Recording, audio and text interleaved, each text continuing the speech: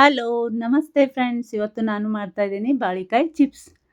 ಇದು ಹೇಗೆ ಮಾಡೋದಂತ ನೋಡೋಣ ಬನ್ನಿ. ಎಲ್ಲ ಕ್ಲೀನ್ ಮಾಡಿ ತುದಿಯನ್ನು ಕಟ್ ಮಾಡ್ಕೊಳ್ಳೋಣ. ಇದು ಎಲ್ಲವನ್ನು ನಾವು ಇದಕ್ಕೆ ಪಿಲ್ಲರ್ಲಿಂದ ಈ ಥರ ಸಿಪ್ಪೆಯನ್ನು ತಕ್ಕೊಳ್ಳೋಣ. ಇದಕ್ಕೆ ಒಂದು ಬಾಣಲಿಗೆ ನಾನು ನೀರನ್ನು ಹಾಕ್ಕೊಂಡಿದ್ದೀನಿ, ಮತ್ತು ಒಂದು ಚಮಚದಷ್ಟು ಅರಿಶಿನ ಹಾಕಿದ್ದೀನಿ. ಇದಕ್ಕೆ ಸ್ವಲ್ಪ ಉಪ್ಪನ್ನು ಹಾಕಿ ಚೆನ್ನಾಗಿ ನಾವು ಕಲಿಸ್ಕೊಳ್ಳೋಣ. ಇವಾಗ ಕಲಿಸ್ಕೊಂಡಂಥ ಅರಿಶಿನ ನೀರಿಗೆ ನಾವು ಬಾಳೆಕಾಯಿಯನ್ನು ಹಾಕ್ಕೊಳ್ಳೋಣ. ಇದು ಹೀಗೆ ಇದ್ದರೆ ಕಪ್ಪನ್ನು ಬಾಳೆಕಾಯಿ ಬೀಳೋದಿಲ್ಲ. ಮತ್ತು ಇದಕ್ಕೆ ಒಂದು ಸಣ್ಣ ಬಟ್ಲದಲ್ಲಿ ನಾನು ಸ್ವಲ್ಪ ನೀರು ಮತ್ತು ಒಂದು ಸ್ವಲ್ಪ ಅರಿಶಿನವನ್ನು ಹಾಕ್ತಾಯಿದ್ದೇನೆ. ಸ್ವಲ್ಪ ಉಪ್ಪನ್ನು ಹಾಕ್ತಾಯಿದ್ದೇನೆ. ಇವಾಗ ಇದು ಎರಡು ಮಿಶ್ರಣವನ್ನು ಕಲಸಿಕೊಂಡು ಲಿಕ್ವಿಡ್ ಟೈಪು ಮಾಡ್ಕೊಳ್ಳೋಣ.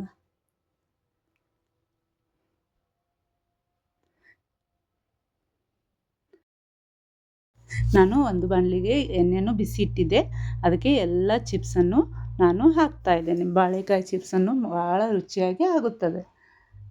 ಚೆನ್ನಾಗಿ ನಾವು ತೆರೆದ ಮೇಲೆ ಇದು ಫ್ರೈ ಮಾಡಲಿಕ್ಕೆ ಇಡೋಣ.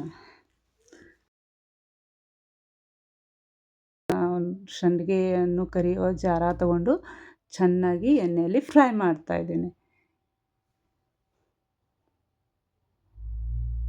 ಇದು ಸ್ವಲ್ಪ ಫ್ರೈ ಆದಮೇಲೆ ಇದಕ್ಕೆ ಇವಾಗ ನಾನು ಅರಿಶಿನ ಲಿಕ್ವಿಡನ್ನು ಹಾಕ್ತಾ ಹೋಗ್ತಾ ಇದ್ದೇನೆ.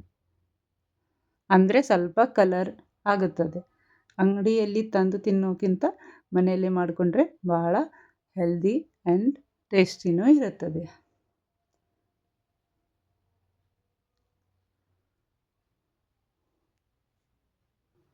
ಇವಾಗ ನಾನು ಉದ್ದಾಗಿ ಕೊಡ್ತಾ ಇದ್ದೇನೆ. ಚಿಪ್ಸನ್ನು ಮಾಡಿಕೊಂಡು ತಿಂದು ಹೇಗಾಗಿದೆ ಅಂತ ಹೇಳಿ ಫ್ರೆಂಡ್ಸ್. ಇದು ಇವಾಗ ಉಪ್ಪನ್ನು ಮತ್ತು ಖಾರದ ಪುಡಿಯನ್ನು ಹಾಕಿ ಚೆನ್ನಾಗಿ ಮಿಕ್ಸ್ ಮಾಡಿಕೊಳ್ಳೋಣ.